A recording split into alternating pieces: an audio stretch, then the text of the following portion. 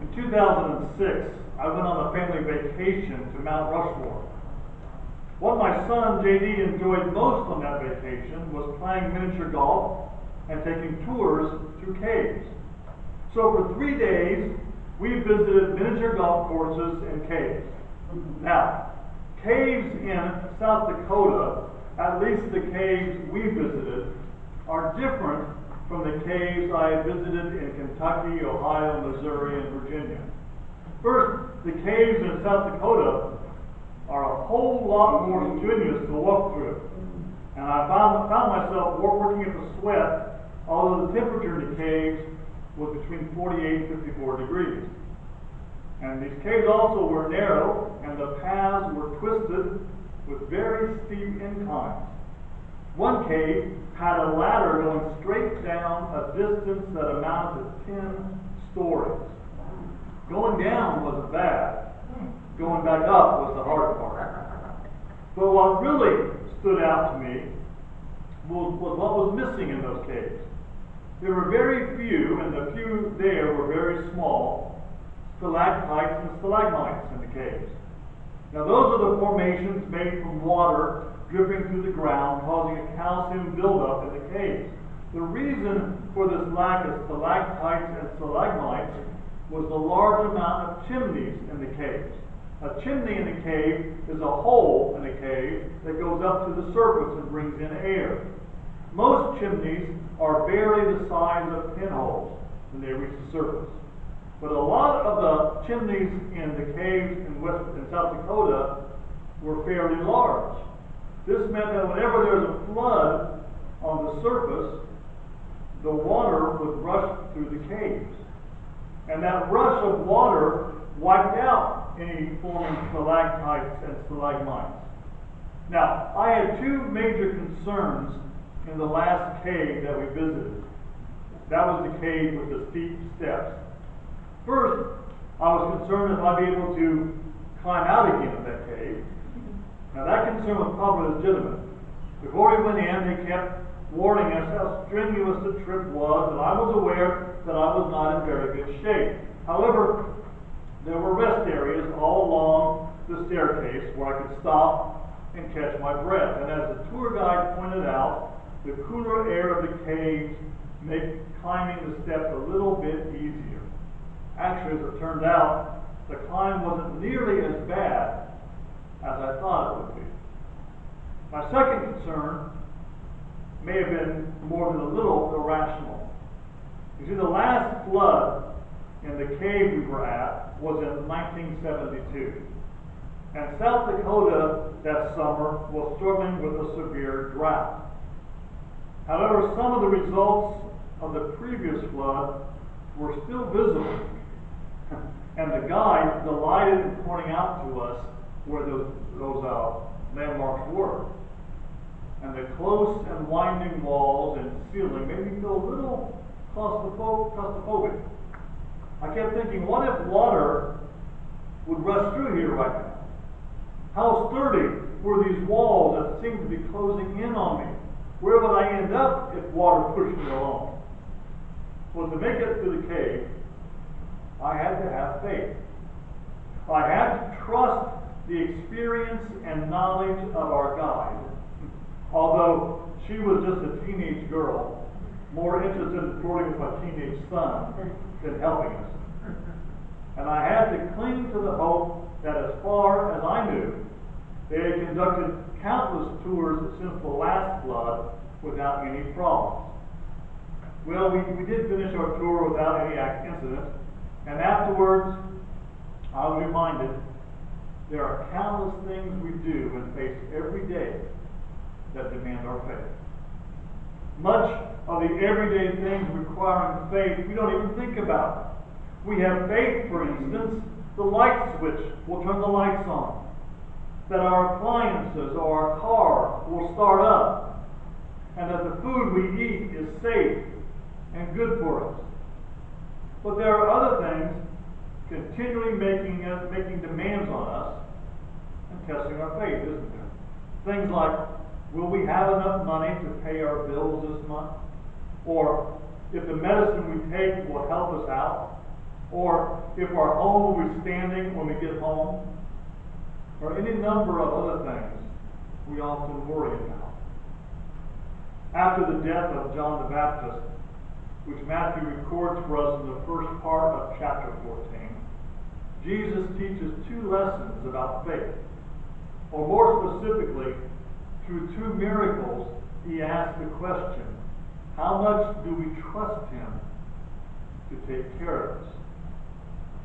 Because you see, a truth of life, which we don't like, but it's true nevertheless, is that bad things happen to everyone.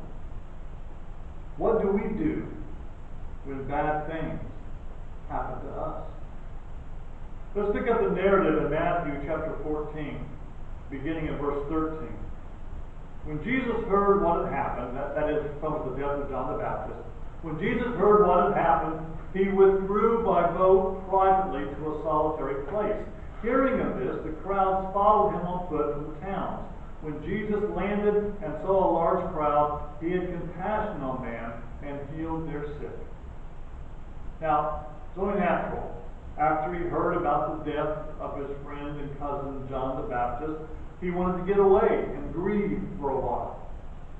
But the crowds wouldn't let him.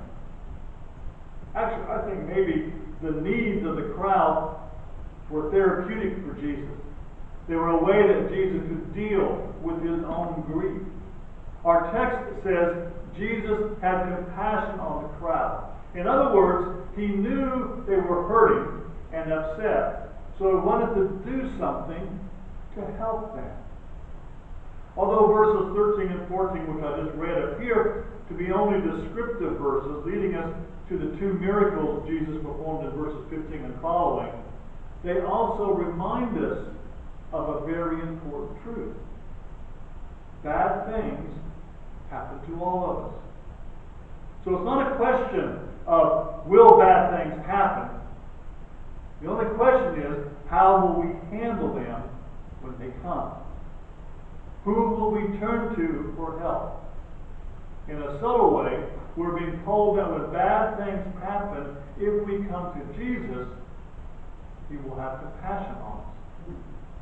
So the two miracle stories that close out Matthew chapter 14 are actually two lessons about trust. Do we trust Jesus? When bad things happen to good people, do we trust him? When our world caves in around us, do we trust him? When things don't make any sense, do we trust him? When bad things happen, do we trust Jesus to take care of our daily needs? Look at verses 15 through 21.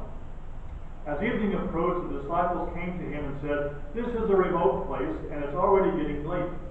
Send the crowds away, so they can go to the villages and buy themselves some food." Jesus replied, "They do not need to go away. You give them something to eat." "We have here only 5 loaves of bread and 2 fish," they answered. "Bring them here to me," he said, and he directed the people to sit down on the grass. Taking the 5 loaves and the 2 fish and looking up to heaven, he gave thanks and broke the loaves. Then he gave them to the disciples, and the disciples gave them to the people. They all ate and were satisfied. And the disciples picked up 12 basketfuls of broken pieces that were left over. The number of those who ate was about 5,000 men, besides women and children. This is a huge crowd that had gathered around Jesus. Most people estimate that if you count the women and children, there was anywhere from 10 to 15,000 people. Jesus was teaching out of the country. The Bible says it was a solitary place, and there were no fast food restaurants or even a Walmart nearby to go to get some food. Wanting Jesus to dismiss the crowd so they could find some food and probably find a place to sleep that night was not an act of compassion by the disciples. You see, the people weren't going to find any food, at least not enough for everybody. And most of them were going to end up camping out under the open stars that night unless they lived real close by. the disciples probably just wanted to get rid of them, so they wouldn't have to worry about their needs or feel responsible for their well-being. Note something here. All they had were 5 loaves of bread and 2 fish. Barely enough to feed the 12 apostles and Jesus. What they may have had in mind was to get rid of the crowd so they could eat in peace. When Jesus told them to feed the people, he wasn't suggesting they performed a miracle. He was suggesting they stop being so selfish and be concerned about other people's needs. The feeding of the 5,000 is one of the most interesting miracles Jesus performed. It's not like he said the magic words and poof, it was suddenly this huge buffet of food, nor did the whole crowd even need to believe he could do it before it happened. Rather, Jesus offered a very simple prayer of thanks and had the apostles pass the baskets around to the people as they sat in small groups. I wonder if they even realized at first what was happening. Each person just took what he wanted and passed the basket on. It may not have been until after they were all finished and sitting back with their bellies full that it dawned on them that everyone, all 10 to 15,000 of them, had been fed from the same basket. In addition, they could see the disciples now picking up 12 baskets full of leftovers. Do we even recognize the daily miracles Jesus gives to us? On that family vacation to South Dakota that I talked about at the beginning of the sermon, we drove a total of 2,500 miles. We did not have a bit of trouble with the vehicle, and we always found gas when we needed it. It just so happened that the annual Sturgis motorcycle rally was going on while we were out there, and estimates said there were some 250,000 bikers in the Black Hills. And almost all the way out there and all the way home, the interstate was filled with motorcycles. The streets in town were lined with bikes. Every motel room for miles around was full. And in some places, like Deadwood, the noise was awful. Yet, we still had a nice room that I had reserved a month earlier. We never had to wait to eat a meal. And except for the Old West gunfight shows in Deadwood, which were canceled because of the noise of the motorcycles, we got to see and do everything we wanted to see and do without any problem. And for the first time ever, we did not run out of money before we ran out of vacation. Were those things all coincidence? Good luck? Maybe some decent planning? Or did God take care of us on our travels? How many of our needs are taken care of every day by God, and we don't even recognize the miracles? Now, maybe we don't have steak and caviar every day, but not too many of us have had to skip a meal because we had no food. Maybe we don't live in a mansion or have a brand new Mercedes, but we don't live in the streets or have to walk everywhere. Maybe we don't have the latest styles or most expensive outfits, but most of us have clothes lying around our house we never wear. Maybe our job is a dead end, and our boss is a pain. But at least we have a job. And if we don't, there are other jobs available. Or if worse comes to worse, there is still government assistance and charity organizations. You see, so much of what we take for granted can be, if we have the right mindset, miracles from God. But what do we usually do? We gripe about what we don't have, or about how what we do have is not really all that great. Do we see any of the 5,000 plus in our text griping because there wasn't any tartar sauce? Or complaining because they wanted chicken instead of fish? We say we trust Jesus, but how often do we trust Him for our daily bread? And more importantly, when bad things happen, how often do we even recognize God has given us our daily bread. Well, next, when bad things happen to good people, do we trust Jesus to protect us? Beginning at verse 22. Immediately, Jesus made the disciples get into the boat and go on ahead of him to the other side while he dismissed the crowd. After he had dismissed them, he went up on a mountainside by himself to pray. When evening came, he was there alone. But the boat was already a considerable distance from land, buffeted by the waves because the wind was against it. During the fourth watch of the night, Jesus went out to them walking on the lake. When the disciples saw him walking on the lake, they were terrified. "It's a ghost," they said, and cried out in fear. But Jesus immediately said to them, "Take courage, it is I, don't be afraid." "Lord, if it's you," Peter replied, "tell me to come to you on the water." "Come," he said. Then Peter got down out of the boat, walked on the water, and came toward Jesus. But when he saw the wind, he was afraid, and beginning to sink, cried out, "Lord, save me." Immediately, Jesus reached out his hand and caught him. "You have little faith," he said. "Why did you doubt?" It appears to me that this miracle was a setup. Note how Jesus told the apostles to go on ahead, and then how after he dismissed the crowd, instead of going to the boat, he went up to the hills to pray.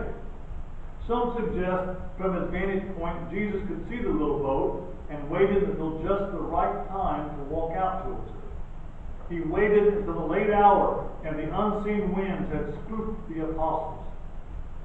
Isn't it funny?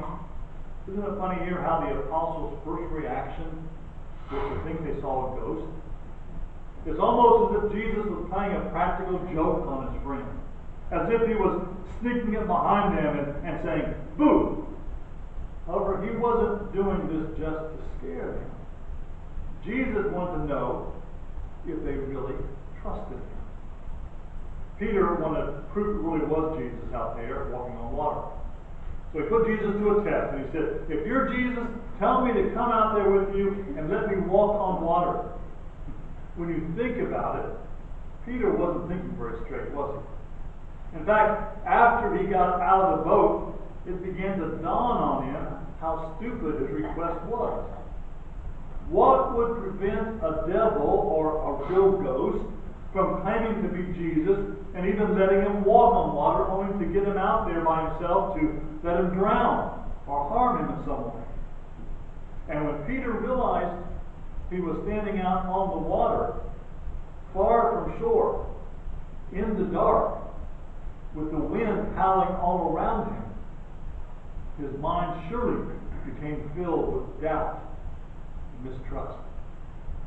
And the result of not trusting Jesus was Peter began to sink. And actually, although it was probably an embarrassing story for Peter, it's good news for us. You see, even when we lack the faith to completely trust him to protect us, Jesus will still rescue us. I believe when Jesus said, "You have little faith, why did you doubt?" he wasn't condemning Peter. Rather, he was sad because his teachings had not yet sunk in. What will it take for us to trust Jesus to protect us? In May 1995, Randy Reed, a 34-year-old construction worker, was welding on top of a nearly completed water tower outside Chicago. According to journalist Melissa Ramsdale, Reed unhooked his safety gear to reach for some pipes when a metal cage slipped and bumped the scaffolding that he stood on. The scaffolding tipped, and Reed lost his balance. And he fell 110 feet, landing face down on a pile of dirt, just missing rocks and construction debris. A fellow worker called 911, and when paramedics arrived, they found Reed conscious, moving, and complaining of a sore back. Apparently, the fall didn't cost Reed his sense of humor. As paramedics carried him on a backboard to the ambulance, Reed had one request: "Don't drop me." Doctors later said Reed came away from the accident with just a bruised lung. Sometimes we resemble that construction worker, don't we? God protects us from harm in a 110-foot fall, but we're still nervous about 3-foot heights. The God who saved us from hell and death can protect us from the smaller dangers we face every day. Do we trust Jesus to protect us? In theory, trusting Jesus should be no big deal, especially if you have seen and experienced His grace before. But we're weak, and we forget. In those times, I like to remember the words of the old hymn, "Count Your Blessings." Are you ever burdened with a load of care? Does the cross seem heavy you are called to bear? Count your many blessings, every doubt will fly, and you will be singing as the days go by. So if Jesus will take care of our needs and protect us, the only question is, will we simply trust Him? Matthew 14 ends the way we would expect the chapter to end. Look at verses 32 through 36. And when they climbed into the boat, the wind died down. Then those who were in the boat worshipped Him, saying, "Truly you are the Son of God." When they had crossed over, they landed at Gennesaret. And when the men of that place recognized Jesus, they sent word to all the surrounding country. People brought all their sick to Him and begged Him to let the sick just touch the edge of His cloak, and all who touched Him were healed. Now, back in Matthew chapter 8, we're told this was the place where Jesus had healed the man who had been possessed by many demons. But if you recall, back when that happened, the people of the town wanted Jesus to leave, because they were afraid either Jesus was going to ruin their business by sending demons into pigs, or because they were afraid of someone who had such power.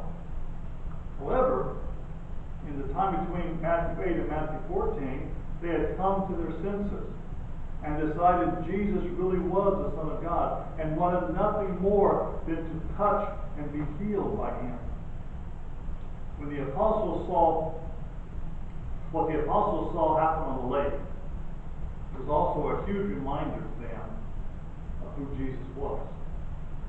I imagine that every time they went on a boat trip after that, especially one at night or during a storm, they retold the story of the time they thought Jesus was a ghost and Peter jumped out of the boat.